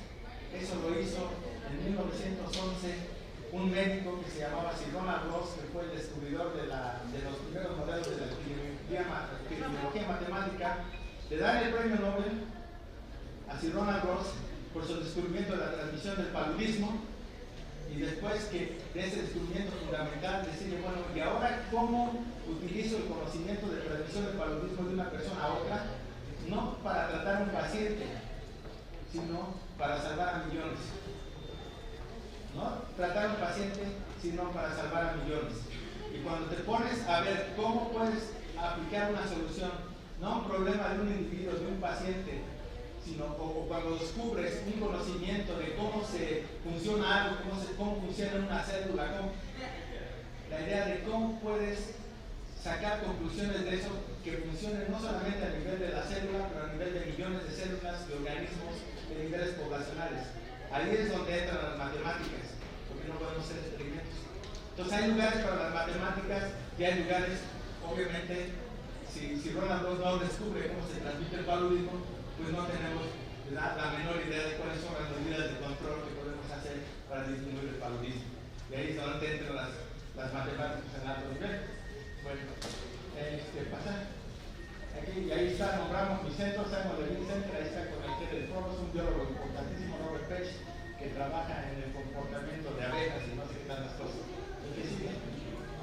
Estos son algunos de los matemáticos que me ayudaron. Aquí está Jim York, es el que inventó la palabra caos. ¿Cuántos saben de la palabra caos? El efecto mariposa. Nadie, ok, bueno. Y este que está hablando, usted me dice que es el teorema de Bellman, ¿verdad? Este es Bellman and Cook, que escribieron un libro muy famoso de ecuaciones diferenciales. Y entre Jim York, que es un matemático puro de Rivera, y Herbert Feldman, escribieron uno de los, ¿cómo diré? Entre ellos dos hicieron uno de los trabajos más importantes de la epidemiología, y era el tratamiento que sería para el tratamiento de la gonorrea. Bueno, cuando a la gente le da gonorrea, quiere decir que probablemente se está portando mal, pero ya no es otra cosa. Pero un hombre generalmente tiene síntomas dolorosos, pero muchas mujeres no. Entonces las mujeres que no tienen se dan cuenta que tienen gonorrea mucho después, cuando tienen una inflamación de la pelvis. Entonces ya para entonces se puede tratar, pero lo más probable es que muchas de esas mujeres ya no vayan a poder tener hijos. ¿Está muy claro? Entonces, lo que hacía el gobierno es, cada que una mujer se iba a hacer una Pap test, no me acuerdo cómo lo dicen en español, entonces también la checaban por ver si tenía gonorrea. Y lo que descubrieron es que la mayoría de las mujeres no tenían gonorrea. Era rarísimo que encontraran gonorrea. Entonces lo que hicieron ellos, como no había datos de esos, postularon un modelo matemático de ese tipo. Esto no van a conectarlo con delta, datos, ni nada, no había datos. Entonces postularon un modelo matemático y dijeron, vamos a suponer que 10% de la población son de los que se portan muy mal, andan infieles por todos lados. Y que de ellos, de ese 10%, no sé, 10% de esos, que sería 1% de la población, son los verdaderamente super promiscuos. Vamos a suponer esa suposición, vamos a hacer esa suposición. Y lo que vamos a suponer, vamos a ver qué pasaría si nos enfocáramos en encontrar a los super promiscuos y tratarlos. Y con eso descubrieron, ¿verdad? Con números inventados, datos inventados, ¿verdad? Que probablemente con los mismos recursos que tenían aumentaban la capacidad de encontrar el caso de gonorrea por un factor de 20. Entonces, sin datos, sin análisis del modelo, el modelo era bien complicado porque tenían que poner hombres y mujeres, hombres malos, mujeres no tan malas. Bueno, tenían que poner todo eso. Era un montón de ecuaciones muy complicadas y además no sabías exactamente cómo escogen las parejas, cuáles son las no linealidades. Era una cosa ahí totalmente burda. Pero los epidemiólogos, los de salud pública, escuchan esto y si tiene sentido y cambian la política nacional en todo el país. Y ahora vas a Albany, Nueva York, por ejemplo, que es la capital de Nueva York, y ahí ves un mapa con las clínicas de enfermedades venéreas, y cada que hay un brote de gonorrea, se enteran ahí, y es como si hubiera un incendio y mandas a los bomberos y a identificar a la gente y a ver, tú la vez pasada tú tuviste gonorrea, no, otra vez, bueno, ya, y los tratan, y de esa manera han disminuido los casos de gonorrea. Y se ha probado en muchos casos, durante el VIH era mucha preocupación qué tanta promiscuidad hay en las pruebas. Por ejemplo, en Canadá, a veces una escuela de 3,000 casos, de repente había 250 casos de gonorrea. Y resulta que la mayoría de los casos eran transmitidos por 2 o 3 o 4 personas. Entonces, entonces esto se probó y le hicieron un matemático puro, esencialmente un matemático aplicado. La que sí vamos a buscar, este es otro de los colaboradores que murió. Este fue el consejero de Jorge Velasco, que murió de Lugers disease. Y por eso lo tomé a él. Que sigue. Ahora, ven que no hay latinos, ni negros, ni nada. Entonces, hay muy pocos en Estados Unidos. Entonces, muchos los conocí desde lejos. A ver, está Richard Tapia, que acaba de ganar, también está cuando ganó la Medalla Nacional de Ciencias con el canciller o el provost de la Universidad de Rice, mi hija, y ahí acá, estamos ahí en la Casa Blanca. Y él es de ascendencia mexicana, su mamá cruzó hacia Estados Unidos a los 11 años, él nunca fue a una universidad de primera, fue un community college de 2 años, etcétera, etcétera, y ahora es un científico matemático súper famoso. Él trabaja en métodos de punto interior, que está hablando de optimización. A ver qué sigue. Bill Vélez, crearon un premio con su nombre, que Canadá fue también de Arizona, de ascendencia mexicana, de Guanajuato, otro. ¿Verdad? Y una de las cosas que casi no ha habido negros, y la pregunta es que la cultura negra es una cultura que no he podido absorber. O sea, no porque ayudas a alguien y todo ya tienes la cultura, no porque tengas estudiantes mujeres, ya entiendes los problemas del género. No es así, nada es así. Entonces, una de las cosas que he tratado, Richard Tapia tiene una conexión increíble con los estudiantes negros también. Yo he tratado, pero es importante, pero somos culturas diferentes que nunca he tenido el éxito. Pero ya he empezado a hacer algunas de esas cosas. ¿Seguimos? ¿Qué sigue? Entonces, aquí está, a raíz de mi ignorancia, investigué cuál era el afro-latino más famoso que había, se llama David Blackwell. Y David Blackwell escribió unos teoremas muy famosos sobre estadística. Fue el primer negro y por mucho tiempo, yo creo como por 60 años, el único americano que fue invitado a hablar en el Congreso Internacional de Matemáticas. Fue uno de los que trabajó para hacer el concepto de expectación, de la esperanza riguroso, muchas cosas de ese tipo. Y cuando llegó a Princeton, por ejemplo, el jefe del departamento de matemáticas escribió una carta que no podía utilizar la biblioteca. Lo querían contratar en Berkeley, en la Universidad de Berkeley, en los 50, y en Berkeley era una universidad muy chiquita, ¿no?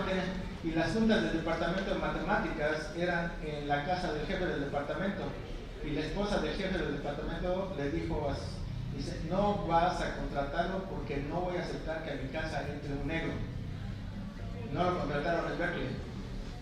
Y después, años después, Berkeley crea el departamento de estadística en Berkeley con el único propósito de contratar.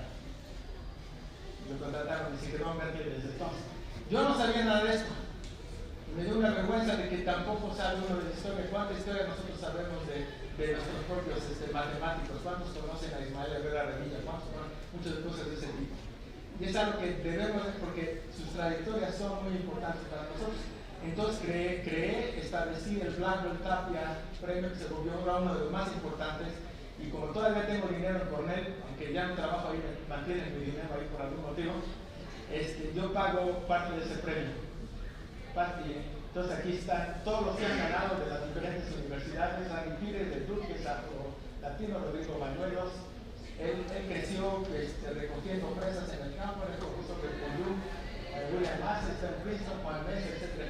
Y son todos los que hemos tenido. La última, una mexicana, Mariel Vázquez, que empezó trabajando en la Universidad de California, San Francisco, que es una universidad más o menos más de enseñanza que de investigación, y ahora la han hecho profesor titular del más alto nivel de la Universidad de California, Davis, por la gran investigación que hizo, aunque estaba dando muchas clases y enseñándole a muchos estudiantes y trabajando con estudiantes de pregrado. No le afectó para nada, al contrario, le hizo mejor, y por eso pasó eso.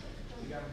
Ahí estoy con David Down. Y otro, estuve en MIT, me he hecho muy amigo de Wesley Harris, que conoció a Martin Luther King, y fue el que insistió que fuera a pasar un tiempo en MIT, y con él hemos trabajado sobre muchos trabajos de tratar de disminuir el racismo. Desafortunadamente Donald Trump está destruyendo todo.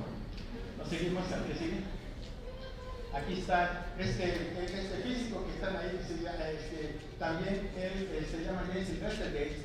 Él me dijo que él aprendió física realmente cuando fue al ICTP de Italia, donde estaba el físico famoso pakistaní. Las pláticas con él fueron las que me hicieron físico, y ahora es un físico prominente en la Medalla Nacional de Ciencia. Está Richard Tapia, entonces en la Casa Blanca, este creo que fue en el National Science Foundation, y ganaron la Medalla Nacional de Ciencia. Aquí está otra vez.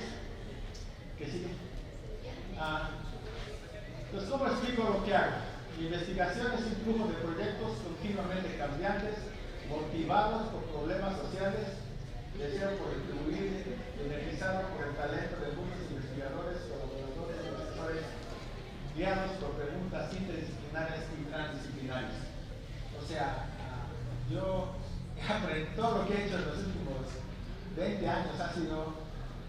ideas de estudiantes de pregrado.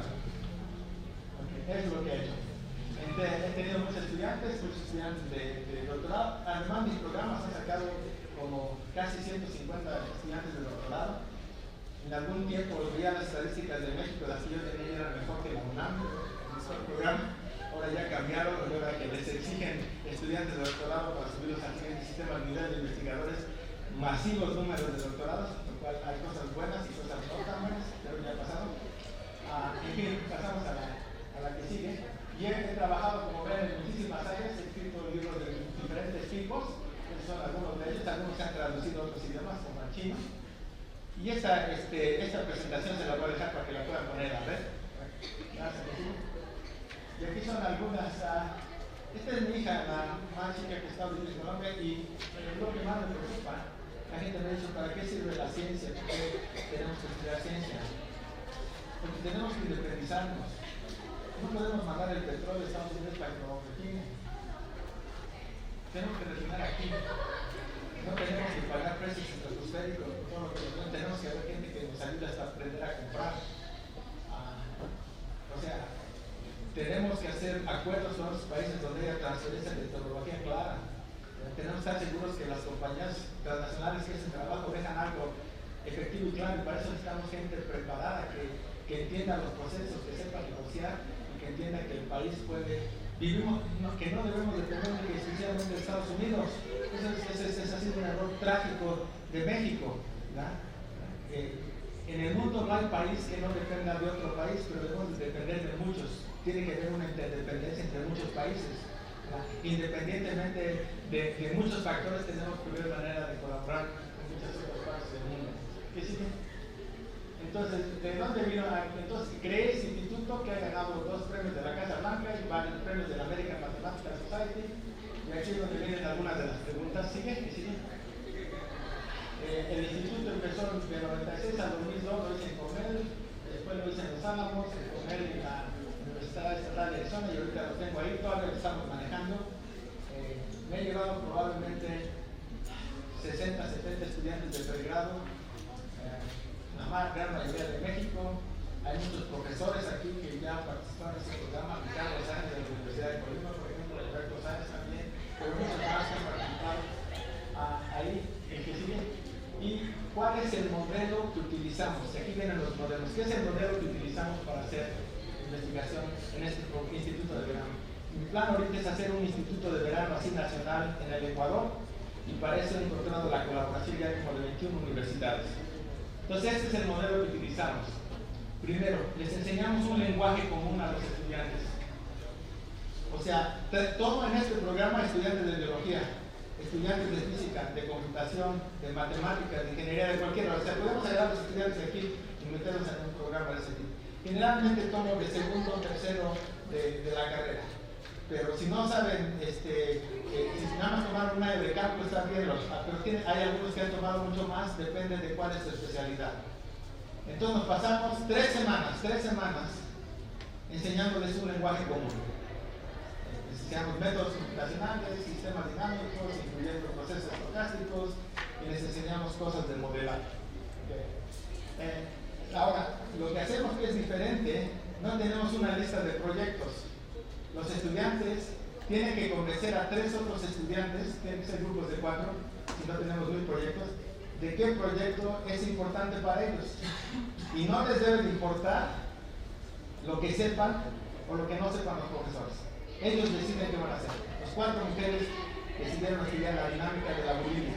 ¿Cuántos de ustedes saben qué es el problema de la bulimia? ¿Nadie, ni una mujer sabe lo que es el problema de la bulimia? ¿Nadie sabe lo que es enfermedades? ¿Sí? Ok, claro, es un problema gravísimo. Esas 4 mujeres ya sacaron su doctorado, una en química, otra en biología, otra en estadística y otra en matemáticas. Son profesoras, 2 de ellas de la Universidad de California. Entonces, ellos se ponen el problema, el impacto del alcohol en el cerebro, el problema del crimen en Los Ángeles, el problema de las leyes en Los Ángeles, donde si te agarraban 3 veces ya te metían en la cárcel de por vida, el problema de las prisiones privadas. ¿Dónde están estos proyectos que hicieron? Todos pueden ver en la red. Y hay profesores de universidades que se los han robado y los han publicado y los hemos agarrado.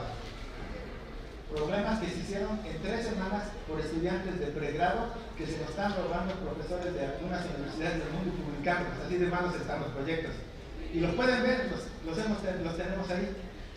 Entonces los estudiantes ponen la gente, entonces no hay jerarquías, ¿verdad? Tenemos que colaborar. Lo primero que se dan cuenta los estudiantes es que los profesores, una vez que nos sacan de cálculo 3, no sabemos casi nada. Y dicen, no, pues que no era tan brillante, profesor, ¿cómo es que no entiende eso? Es la realidad, tenemos más experiencia, pero el aprendizaje, darnos cuenta de cómo se hace la investigación, es ponernos todos en conjunto en territorio, en una área donde todos estamos totalmente desconcertados y no tenemos la menor idea qué tenemos que hacer, ¿verdad? Entonces ahí las ideas son las que predominan y la discusión de ideas. Y si los estudiantes, recuerden, yo les digo, le estaba diciendo Jacobo, cuando tienes problemas con la computadora, ¿a quién le preguntas? ¿Cómo? Exactamente. Yo le pedí a mi hijo de 5 años, oye, hijo, se me atoró la computadora, ¿qué hago? Hay gente, niños de música de 7 años tocando en sinfónicas que tocan, nadie le preocupa eso. Pero en la academia que un muchacho sepa mucho más que tú y que te diga qué tengas que hacer y qué hacer es como que nos aterra. Eso lo tenemos que cambiar. Los estudiantes que escogemos, a propósito, a todos los que vienen de Harvard y Yale, y tengo como 360 aplicaciones ahora para ver disposiciones, a todos los que los rechazamos porque ustedes van a tener otras oportunidades. Al final terminan un artículo de 30, 40, 50 hojas que no pueden ver. Y después, cuando ya terminan, regresan y todos los estudiantes que los apoyan son gente que estuvo en el programa. Y en fin, y los resultados, pues lo pueden ver, el número de maestrías, doctorados y todo eso. Este es el modelo que utilizamos de investigación y pueden ver todos los temas. Pasa a decir que han trabajado en eso. Esta es la clase de 1996. A ver, aquí está.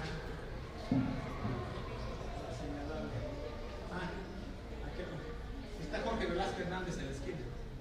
Sí, lo ve. Y hay muchos. También Carlos Hernández Suárez, que fue el curador del decano de ciencias de Colima, también estuvo en el programa. Está George Casero, un estadístico muy famoso. A ver, nos seguimos ahí. Y ahí yo estaba cuando pesaba como 100 kilos menos. Ok, vamos a la que sigue. Aquí. Una de las trabajaron es en el éxtasis. Y el éxtasis es como un proceso de contagio, como una epidemia, pero ocurre mucho más rápido. Y se crean comunidades casi instantáneas de usadores de éxtasis. Y cambiar esas comunidades dentro de eso es imposible. Entonces, ¿cómo las cambiamos si no lo podemos cambiar? Lo mismo el uso de las drogas, el uso del alcoholismo. Se crean comunidades de alcohólicos, los mandan a tratamiento y luego cuando te tratan, ¿a dónde te regresan? A tu misma comunidad, al mismo ambiente. ¿Y qué pasa? Recaes y vuelves a ver, no sirve. Tenemos teoremas, tenemos artículos con un montón de teoremas que demuestran que actualmente esto es posible. ¿Qué sigue? El ébola, por ejemplo. Unos estudiantes en 1996 dijeron, vamos a estudiar el ébola. Y digo, ¿qué es el ébola? No, ya me explicaron, no, que hagan lo que quieran, sacaron un proyecto ahí. Y luego, el que sigue, sacaron otro proyecto, regrésate al anterior, sacaron otro proyecto de ébola en 1999. Y de ahí salió un artículo que fue el primer artículo que cuantificó lo de ébola por estudiantes de pregrado.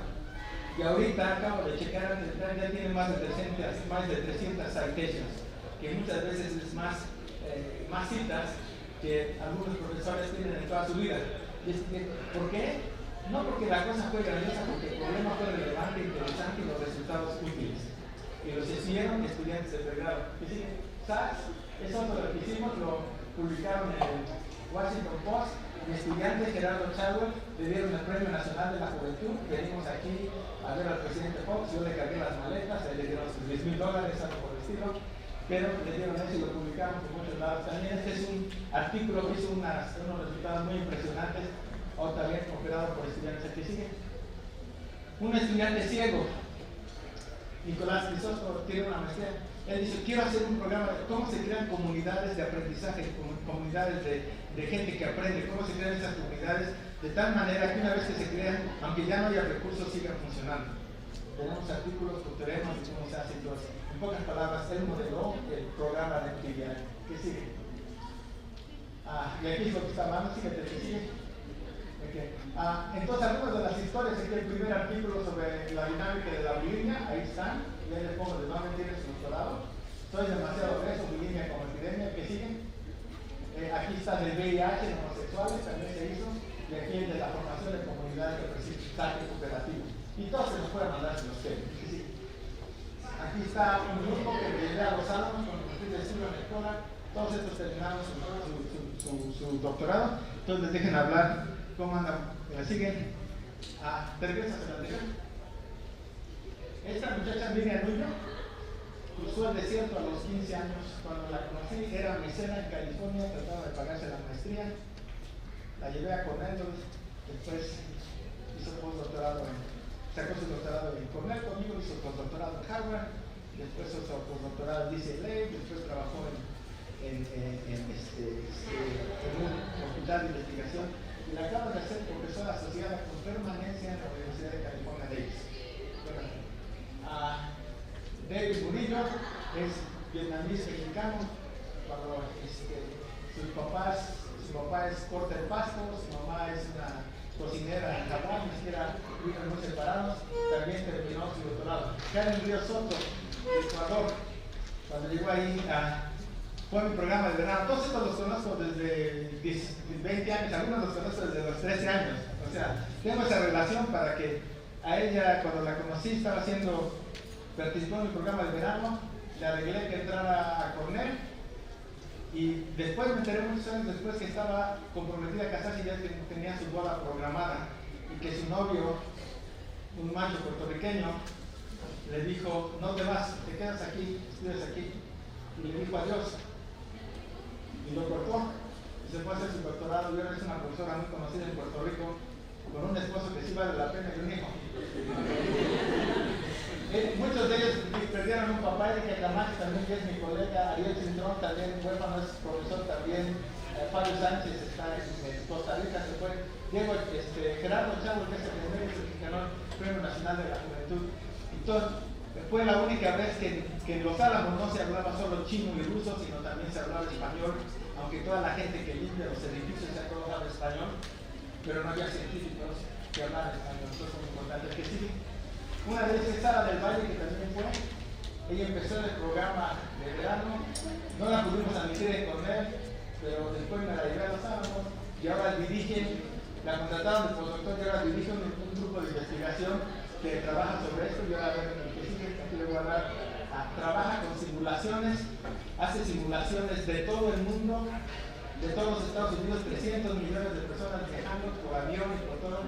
Esta es una simulación de 1,5 millones de personas moviéndose en una ciudad de 1,800 edificios desde las 12 de la noche hasta las 11:59 de la noche, y cuando se van moviendo se empiezan a crear redes, primero desconectas, no hay teoría matemática que explique eso, porque las redes cuando se utilizan a aplicar teoría de gráficas y todo, ya estás suponiendo que no son dinámicas, que no son fijas, que tienen ciertas propiedades de conectividad, y aquí las redes cambian constantemente, y ahí está uno de los artículos que está haciendo, que sigue funciona, que sigue. Y aquí está un ejemplo, gracias por eso. Aquí está un ejemplo de la simulación.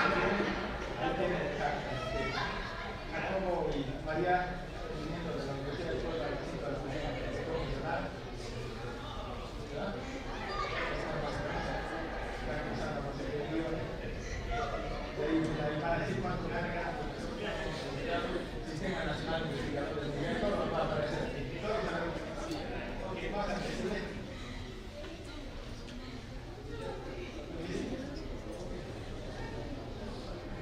Y aquí hay una, aquí sigue, que está la otra cosa.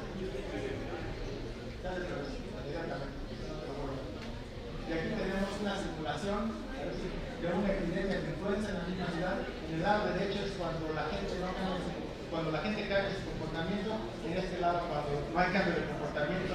¿Cómo se construyen estas simulaciones?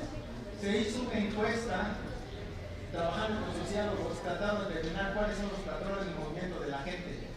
Se costó $30 millones esa encuesta. Esa encuesta la pueden hacer estudiantes de pregrado, ¿verdad? Después se hicieron construir esas ciudades en la computadora, gente de comunicación, ¿verdad? Luego cómo se hace el modelaje, cómo se siguen los patrones, cómo se analizan los datos. Hemos escrito artículos sobre esto, de cómo se analizan estos datos. Entonces ahí es donde está. Entonces ve la epidemia que tiene. Algunos ya estudian modelos de epidemia en epidemiología. Vean que la curva es exactamente la misma que ven las epidemias. Y si ajustan los datos a la ecuación diferencial que tuvieron, obtienen un ajuste perfecto. Ese ajuste no les dice absolutamente nada. Absolutamente nada. Los parámetros no significan, porque lo que importa, porque este es el resultado, ¿verdad?, de un número masivo de interacciones que generan un patrón que lo genera el modelo más simple de epidemiología, que ajustándolo y conectándolo con datos no les da nada de información. Por ejemplo, no se sabe aquí que la mayoría de los casos de infección ocurren en las casas, no en las escuelas. Eso no va a salir. Entonces hay un montón de información que sale de eso. ¿Por qué sigue? Hablamos también sobre el Ebola. Vamos aquí. Entonces había estos casos de Ebola y ajustar la tasa de crecimiento de Ebola, pues tasa exponencial. Eso ya sabemos muy bien cómo hacerlo, conectando con modelos epidemiológicos de contacto. Pero la pregunta principal que se hizo aquí es, los estudiantes llegaron, vamos a hacer eso, y le digo, mira, ahora ya todo el mundo lo hace, vamos a hacer lo que hicimos, y resultó algo totalmente diferente. La tasa de crecimiento exponencial cada día se hacía más y más grande. Entonces al principio de una epidemia la tasa exponencial es la más alta, y después empieza a decaer porque hay menos y menos gente que infectar, y en este caso seguía infectando y infectando y infectando más. Hicimos unas predicciones muy importantes, la siguiente, y la pregunta, el Centro for Disease Control de Estados Unidos dijo que iba a haber medio millón de casos, nosotros dijimos, están locos, y hicimos predicciones mucho mejores que el Centro for Disease Control, con esta fracción del dinero, nosotros gastamos unos equipazos y todo eso, y estaban mal. Y lo que descubrimos es por qué estaba aumentando, que ellos tampoco lo descubrieron, el que sigue, ¿verdad? Que la tasa de crecimiento exponencial esencialmente estaba creciendo. Seguimos aquí, sigue, ¿verdad? Y lo que de ahí se ve que estadísticamente es significativo, y nos brincamos al siguiente, y lo que demostramos en este caso, ¿verdad?, es por qué estaba subiendo, porque el ejército rodeó las áreas pobres y no dejó salir a la gente de los pueblos donde había Ebola. Entonces los encerraron ahí, se te está muriendo tu hijo, se te está muriendo tu esposa, ¿qué vas a hacer? Ayudarlos. Entonces, en lugar de disminuir el número de casos, los aumentaron. Eso es algo. La tecnología, todo el mundo habla de la tecnología como que nos va a salvar a todos. Entonces, Diego Chávez, que es el estudiante que ahorita se fue a Strong Internet, que hizo ese articulazo que salió que cambió el cáncer, la investigación del cáncer de México, de Colima, y que lo publicó en los Proceedings de National Academy of Sciences, que realmente alguien publique y él es el primer autor, es un logro increíble. También con él publiqué este artículo en el Lancet, que es una revista también muy prestigiosa, y la pregunta es, ¿la tecnología nos sirve para detener el Ebola? Vean que no estoy hablando de qué ecuaciones uso, ni qué, la pregunta, ¿puede la tecnología detener el Ebola? Esa es la pregunta. Y de ahí construimos el modelo, y de ahí vemos qué resultados salen. Si el modelo está mal, lo cambiamos. Si no sabemos cómo modelarlo, le preguntamos a alguien que sepa. Si es estadística, utilizamos estadística. Pero la pregunta es, ¿puede la tecnología detener el Ebola? ¿Por qué eso? Cuando la gente le da Ebola, cuando te infectas no tiene síntomas. Y llega un momento que no la puedes transmitir el Ebola hasta que tenga síntomas. Pero al principio tampoco te la pueden detectar. Entonces hay una ventanita ahí donde puedes detectar el Ebola en la persona cuando la persona no tiene todavía síntomas y no te puede pasar el Ebola. Entonces la pregunta, ¿puede que la tecnología, si tenemos esa tecnología para detectar el Ebola antes de que la gente tenga síntomas y que la pueda pasar, esa tecnología nos puede ayudar a detener el Ebola? Y eso es lo que hizo Diego Chávez. Entonces escribió un modelo muy sencillo, dice, los que no tienen Ebola, los que tienen Ebola y no es detectable, los que tienen Ebola y es detectable, los que tienen síntomas, los hospitalizados y los muertos de Ebola. Una cosa muy sencilla, seguimos, ¿verdad? Y entonces lo que hizo es, en la parte de las X, la proporción de la gente que se identifica qué pasa, ¿verdad? Por ejemplo, si puedes detectar 50% de la gente que tiene Ebola antes de que tenga síntomas. La raya azul te dice que si no tienes dónde ponerlos, que si no tienes buenos hospitales, que si no tienes infraestructura, que si no tienes lo que debe tener la gente para que tenga un buen vivir, que la tecnología no te sirve de nada. Por eso este resultado fue importante. Y eso fue todo lo que hicimos. Demostrar que la tecnología, si no tienes la infraestructura, no te sirve. con este modelo. Seguimos. Ya casi terminamos. Aquí lo publicamos también en las noticias de la American Mathematical Society, y si ven, muchos de los estudiantes son latinos: Diego Chauel, Edgar Díaz, Baltasar Espinosa, también de Colima, Víctor Moreno, etcétera, etcétera. Aquí están los, ya que todos son güeritos y de ojos azules. Okay. Los que siguen. Aquí está el primer grupo, seguimos. Aquí es cuando Barack Obama reconoció este programa en el 2011, ¿verdad? Y en la que sigue, ¿verdad? Y ahora soy el rector de Yachar y me uní a la Revolución Ciudadana del Ecuador, donde es la izquierda que cierra las universidades malas, es la izquierda que reconoce la excelencia, es la izquierda que tiene a 20.000 becarios en el mundo, es un país pobre que tiene las mejores carreteras, es un país que 2% del GDP se ha invertido en investigación, y es un privilegio para mí trabajar en el Ecuador. Va a haber cambio de gobierno, a lo mejor me corren el gobierno para Puebla, pero estoy muy feliz de contribuir un poquito a Latinoamérica. Gracias.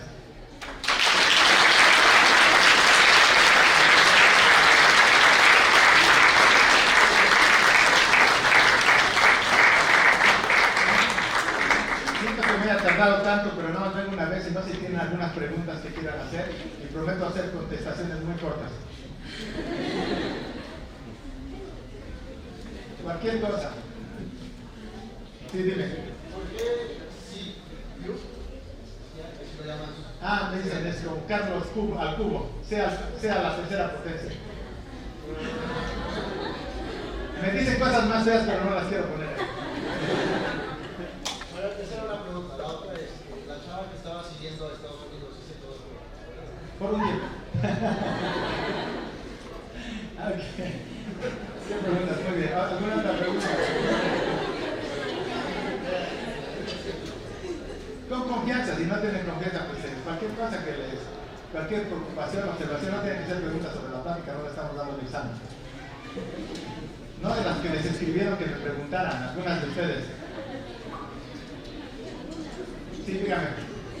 Bueno, pues, yo como joven a la universidad, el currículum al principio me sentí muy impresionado, ¿no? Por todo lo que dicen sobre usted, todo lo que ha logrado, todo lo que ha hecho. Y al escuchar su plática, cómo ha logrado todo eso, me inspiró demasiado. Honestamente me inspiró mucho. Así que pediría un consejo a todos nosotros como jóvenes.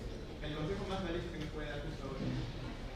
Disciplina, más de una disciplina, paciencia, hacer lo que ustedes quieran hacer, no que los digan que hagan. Por ejemplo, si algunos de ustedes quieren estudiar medicina porque ser doctor y no quieren hacerlo, ni pierdan el tiempo, ¿verdad? Y aprovechar las vacaciones para aprender y no darse por vencidos. Eso es todo. Y van a encontrarse un montón de barreras. Pero si a la primera se rinden, pues ya se acabó. Pero la vida no está fácil, para muchos de ustedes va a haber muchas decepciones y problemas. Pero si no se da por vencidos, y siempre le podemos echar la culpa a alguien y a lo mejor la tiene. Lo mejor es levantarte y insistir. Y darle muy serio al estudio. La educación es como decía Nelson Mandela, es la única solución que tenemos a los problemas de nuestros países y del mundo. Sí.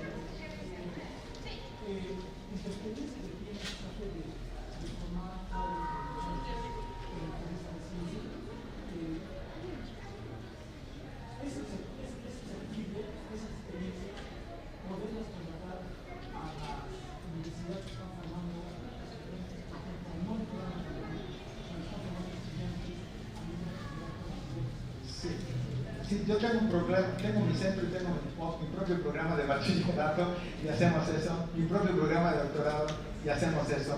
Pero yo, deja acordarme que fue en 1998, cuando tuve la cátedra patrimonial aquí, lo primero que dije, yo quiero dar una clase de pregrado. No, esto es muy importante. ¿Por qué aquí? No, estaba en el Limas. Ismael era el director. Ismael no me dijo eso, pero no. Entonces, yo antes de empezar creé un programa de verano en Cuernavaca, en el Centro de Ciencias, y conseguí el dinero, y traje a todos los profesores, yo les pagué todos para que vinieran. Hicimos un programa de verano de 4 semanas con 11 estudiantes del UNAM. Unos de ellos ya son profesores en Alemania y otros lados. Y luego al final hicimos una conferencia en el IMAS presentando toda la investigación, pero como era de pregrado, nadie se pagó. Nadie de los profesores se pagó. Después, al siguiente semestre quise dar una clase y se juntaron los mismos y fueron a mi clase, no era por crédito, nos reuníamos. De repente vio una muchacha que llegó a tomar notas y luego, creo que era de Apizaco, está junto a Tlaxcala, hasta Apizaco, sí, me dice, ven ahí. Dice, no, es que me mandaron para que tomara clases. Digo, bueno, ¿por qué no hacemos? ¿Por qué no? Yo voy. Entonces, mi esposa estaba aquí, entonces nos íbamos el viernes, daba clases el viernes 3 horas, daba el sábado 3 horas, nos poníamos unos tamalitos y nos regresábamos. Y estaba llena de jóvenes queriendo hacer eso. En Colombia, donde las matemáticas puras dominan, una vez una compañía de seguros invitó a alguien y me invitaron a ver una plática y no sabían quién iba a venir y tener una conferencia de cosas iniciales espaciales con Rafael y con todas las estrellas. Y los demás como yo se los conocí hace mucho tiempo. Y crearon eso y de repente aparecieron como 150 profesores de diferentes partes de Colombia que no querían hacer matemáticas puras pero aplicadas. Y empecé a dar una serie de pláticas y cada que paraba eran unas aplaudidas tremendas porque nadie, todas las pláticas que eran tienes que hacer topología o tienes que hacer esto, tienes que hacer lo otro.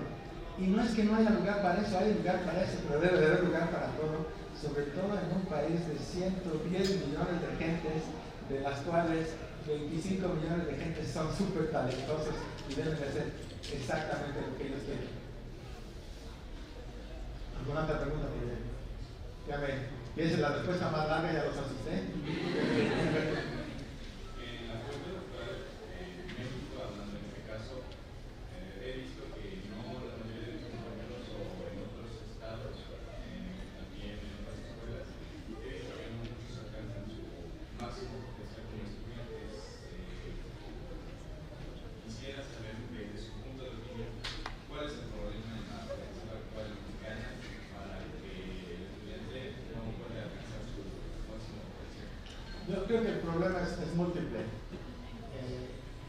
Cuando hablamos, por ejemplo, que los profesores de colegio no están bien preparados, ¿quién los prepara? Nosotros.